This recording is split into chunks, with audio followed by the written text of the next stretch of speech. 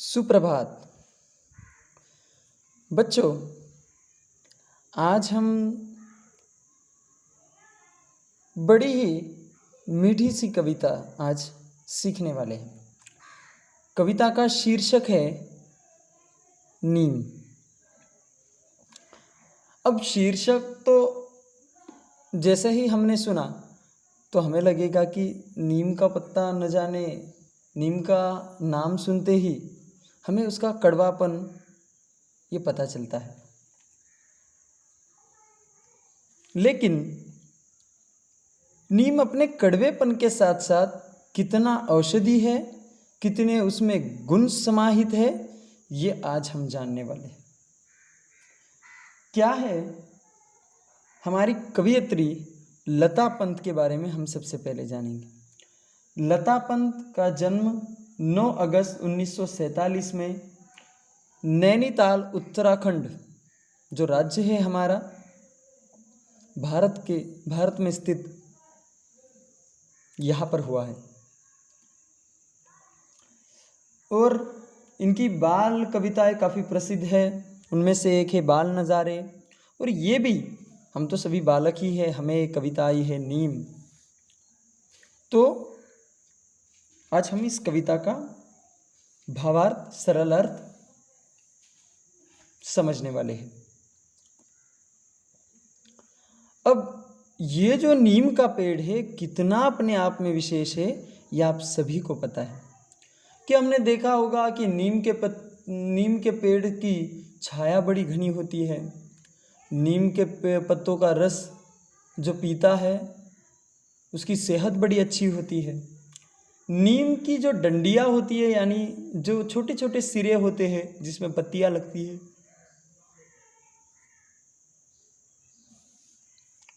उनसे हम दांत साफ करते हैं।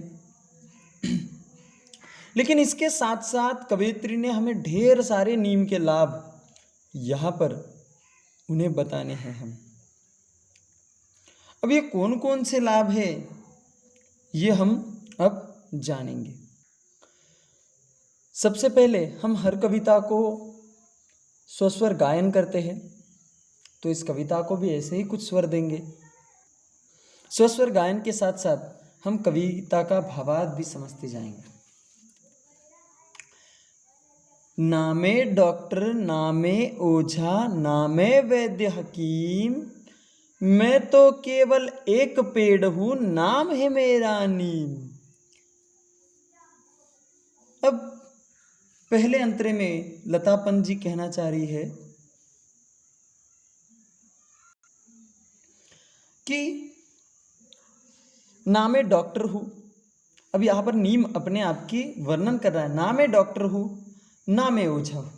अब ओझा यानी कौन? जादूगर। आप याद रखिए, ओझा यानी कौन? जादूगर। नामे वैद्य हकीम हूँ। वैद्य हकीम कौन है? जो जंगल से जड़ी बूटियाँ लाकर उनको क्या करते हैं, तो उनकी औषधियाँ तैयार करते हैं और मरीजों को यहाँ पर सुधारने का काम, उनका जो रोग है वो दूर करने का काम वैद्य हकीम लोग किया करते हैं। और ना का अर्थ है यानी नहीं। ना मैं डॉक्टर हूँ यानी नहीं, मैं डॉक्टर नहीं हूँ। ना मैं ओझा हूँ, मैं जादूगर नहीं हूँ। ना मैं वैद्य हकीम हूँ, ना मैं वैद्य हकीम हूँ। मैं तो केवल क्या हूँ? एक पेड़ हूँ। कौन हूँ? मैं केवल एक पेड़ हूँ, और नाम क्या है मेरा? नीम है। तो कहना क्या है यहाँ पर?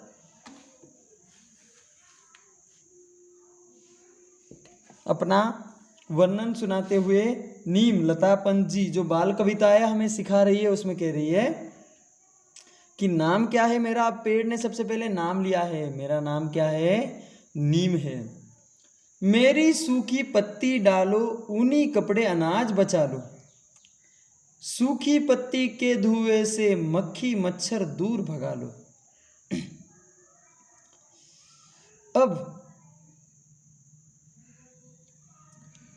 मेरी सूखी पत्ती डालो यानी किसकी? मेरी यानी किसकी? ये जो सर्वनाम इस्तेमाल किया है, मेरी यानी किसकी? तो नीम स्वयं अपना वर्णन कर रहा है। यहाँ पर क्या कह रही है कि मेरी सूखी पत्ती। अब सूखी पत्ती नीम की आप सभी ने देखा होगा, नीम का पेड़ आपने देखा होगा। नीम के पेड़ के शीतल छाया में देखो यहाँ पर बच्चे खेल रहे हैं। ये आदमी इंसान सो रहा है, यहाँ पर पालतू जानवर यहाँ पर उसके नीचे बैठे हुए हैं।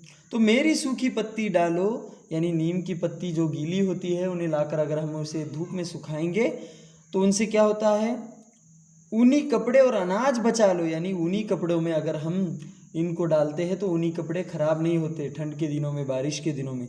और अनाज बचा लो, यानी जो नीम के पत्तों में जो कड़वापन होता है, जो कीटकनाशक तत्व होते हैं, उससे क्या होते हैं, अनाज यानी सभी तरह के धान में हम क्या करते हैं, तो नीम के सूखी पत्तियों को डालते हैं। हम अपने घर पर देखिए, हमारे चावल होते हैं, गेहूँ होते हैं, बाजरी होती है या और कोई भी धान हमारे वहाँ पर होता है, तो उनमें हम क्या करते हैं, तो नीम के पत्तों को डालते हैं। और सूखी पत्ती के और एक विशेषता क्या है, यहाँ पर देखो, ये जो धान के जो पिटारे हैं बड़े बड़े, इनमें क्या करते हैं, सूखी पत्ती डालकर और उसमें साथ में अनाज रखा कर, तो अनाज को क्या नहीं होते, तो कीड़े नहीं पड़ते। तो सूखी पत्ती के धुएं से मक्खी मच्छर दूर भगा लो। अब कितना गुणकारी नीम है। सूखी पत्ती का अगर धुआं किया तो वो कड़वा धुआं, उससे क्या होते हैं, मक्खी मच्छर क्या हो जाते हैं, तो दूर भाग जाते हैं। हमें गुड नाइट और मॉर्टिन लगाने की ज़रूरत नहीं है। ये पूरी तरह से क्या है, ये क्या है, औषधि है। घनी पत्तियों के कारण शीतल है मेरी छाया, गर्मी और थकान मिटी जो मेरे नीचे आया। अब क्या है, नीम की पत्तियाँ क्या होती है, तो घनी होती है। आपने देखा हो कि नीम ऐसा पेड़ है कि उसे 12 महीने जो पूरे साल के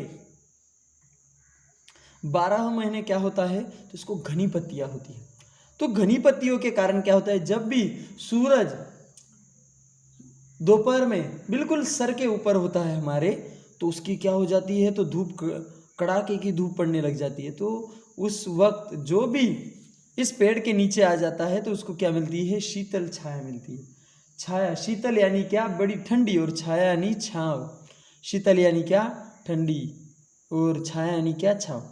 गर्मी, और उसका क्या हो जाता है कि इस छाया के नीचे आने के बाद गर्मी और थकान मिटी जो मेरे नीचे आए, यानी जो इंसान है धूप से थका आ रहा है, जो भी कोई बालक, जो भी पशु आ रहे हैं या पक्षी आ रहे हैं, तो इनकी क्या होती है, जो धूप से उन्हें गर्मी पड़ती है, और तो उनकी यहाँ पर नीचे आने के बाद ठंडी छाया लगने के कारण, ठंडी हवा लगने के कारण उनकी थकान क्या हो जाती है, मिट जाती है। नहीं काटना मुझको तुम, मैं इतने सुख दे देता, सूरज की किरणों से मिलकर हवा शुद्ध कर दे देता। और यहाँ पर नीम के पेड़ हमें क्या कर रहा है, तो यहाँ पर हमारी याचना कर रहा है, प्रार्थना कर रहा है, कह रहा है कि आप क्या करो, तो मुझे काटो मत। नहीं काटना मुझको तुम, मैं इतने सुख देता। मैं आपको कितने सुख दे रहा हूँ कि मैं आपके ऊनी कपड़े करा रहा हूँ, अनाज बचा ले रहा हूँ, मक्खी मच्छर दूर भगा रहा हूँ, आपको शीतल छाया दे रहा हूँ, आपकी थकान दूर कर रहा हूँ, और न जाने कितने सारे औषधीय तत्व मैं आपको दे रहा हूँ। तो फिर आप मुझे क्या करो कि मुझे आप काटिए मत। सूरज की किरणों से मिलकर साथ ही साथ में आपकी हवा शुद्ध कर दे रहा हूँ। कि नीम का पेड़ की औषधि जो तत्व है, जो औषधि गुण है, कि वह क्या करता है कि सूरज की किरणों से मिलकर क्या होता है कि वह हवा शुद्ध कर देता है। यानी क्या करता है, तो सूरज की किरणों में या इस वातावरण में जो भी कार्बन डाइऑक्साइड है, ये पेड़ क्या करते हैं, तो उन्हें खींच लेते हैं। साथ ही साथ नीम का पेड़ भी उस कार्बन डाइऑक्साइड को अंदर ले लेता है और क्या करता है, तो हमें शुद्ध ऐसा ऑक्सीजन, जीवन वायु, प्राणवायु हमें देता है। हाँ, तो इसलिए मुझे काटो मत कह रहे हैं। सूरज तारे धरती चांद जब तक चले कहानी, हमेशा सबको सुख देने की है मन में मैंने ठानी, है मैंने मन में ठानी। तो ये कह रहा है कि मैं जब तक जीवित रहूंगा तब तक मैं क्या करूंगा, तो सबको सुख देता रहूंगा।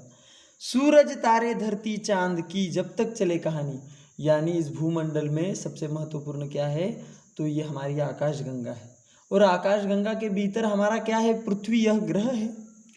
तो जब तक यहाँ पर सूरज चांद तारे रहेंगे तब तक मेरी कहानी चलेगी। यानी मैं क्या करूँगा, तो मैं नीम का पेड़, मैं इस धरातल पर जीवित रहूँगा, आप सबको क्या करता रहूँगा, तो सबको सुख देता रहूँगा। ये मैंने क्या किया है, तो अपने आप में मन में ठाना है।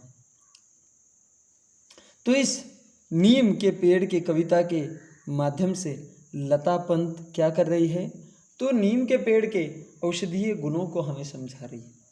अब ढेर सारे औषधि नीम के पेड़ के हैं, हाँ, तो क्या है, नीम के पेड़ के पत्ते हमें, अगर हम 2 पत्ते हर रोज़ सेवन करते हैं तो हमें कोई भी हमारे त्वचा रोग होंगे या हमारे आंतरिक कोई भी पेट के अंदर भीतर समस्याएं होंगी तो वह क्या हो जाते हैं, तो दूर भाग जाते हैं। साथ ही साथ अगर नीम के पत्तों को हम नहाने के पानी में भी लेते हैं तो हमें कोई भी जो हमारी स्किन से जुड़ी समस्याएं है, त्वचा से जुड़ी समस्याएं है, ये हमें नहीं होंगी। साथ ही साथ नीम के पत्तों का सेवन करेंगे तो जो हमारे पेट में विकार है जो कुछ, तो वो हमें नहीं होंगे। साथ ही साथ सूखे पत्ते जलाने से यहाँ पर मक्खी मच्छर दूर भाग जाएंगे। उस नीम के पेड़ के कारण घनी छाया के कारण हमें शीतल ठंडी छाया मिलेगी, साथ ही साथ हमें ऑक्सीजन मिलता रहेगा और नीम का पेड़ हमारी अविरत यह सेवा करता रहेगा। उनकी नीम की सूखी पत्तियों के कारण हम उन्हीं कपड़ों में हम डाल सकते हैं कि बारिश के दिनों में उन्हीं कपड़ों में भी क्या हो जाता है, तो दाग धब्बे गिरना शुरू हो जाते हैं या उनमें कीड़े मकोड़े यहाँ पर आ सकते हैं। साथ ही साथ अनाज में ढेर सारे कीड़े पड़ते हैं, तो नीम के पत्ते डालने से क्या होता है, नीम के पत्ते, साथ ही साथ हम नमक डालते हैं, इस कारण से क्या होता है, हमारा अनाज साल दर पर साल यह चलता होता है, यानी ज़्यादा दिन तक वो टिका रहता है। तो इतने सारे औषधीय गुण इस नीम के पत्ते में हैं। साथ ही साथ मैंने शब्द वाटिका में कहा है, ओझा यानी जादूगर, वैद्य हकीम यानी औषधि वनस्पति देने वाला, साथ ही साथ पेड़ यानी वृक्ष, साथ ही साथ छाया यानी छाव, शीतल यानी ठंडी, हवा यानी पवन, सूरज यानी सूर्य। हाँ, तो इतने सारे समानार्थी शब्द यहाँ पर आए। आशा करता हूँ कि नीम यह कविता आपको समझ आई हो, आपका दिन शुभ हो और जीवन मंगलमय हो। होमवर्क में आपको क्या करना है, तो आपको नीम कविता यह चित्रों के साथ आपको इस कविता को निकालना है। ये चित्र भी साथ में आपको क्या करना है, हाँ, और साथ ही साथ कोष्टक में दिए वर्णों से रिक्त स्थान आपको भरना है। ठीक है, तो चलिए मिलते फिर अगले लेक्चर